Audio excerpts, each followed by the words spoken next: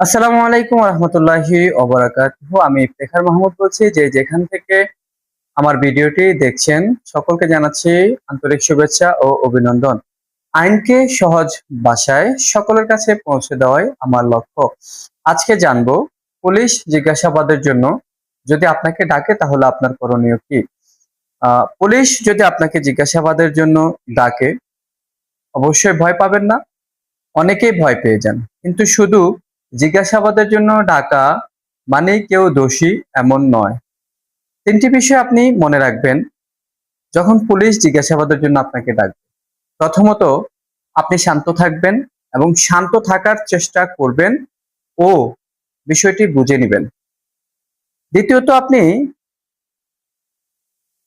এটা জানার চেষ্টা করবেন আপনাকে কেন ডাকা হয়েছে, এই বিষয়ে আপনি পুলিশের কাছে জানতে চাইবেন। এই জানতে চাওয়ার অধিকার আইন আপনাকে দিয়েছে।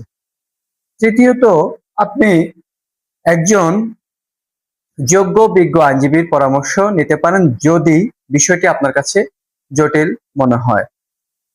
তার চেয়ে গুরুত্বপূর্ণ বিষয় হলো সত্য তথ্য দিন। ভুল ও বিভ্রান্তিকর তথ্য দেওয়া ভবিষ্যতে আপনার জন্য সমস্যা তৈরি করতে পারে, এই কথাটি মনে রাখবেন।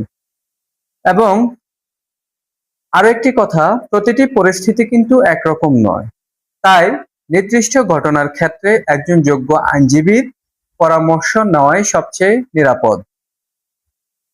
আমি ইফতেখার মাহমুদ। আইন সম্পর্কে সহজ ভাষায় আরো ভিডিও পেতে আমার আইডি ফলো করুন, এবং যদি কিছু জানতে চান আপনারা কমেন্ট বক্সে কমেন্ট করে জানাবেন। ইনশাল্লাহ আমি উত্তর দেওয়ার চেষ্টা করব।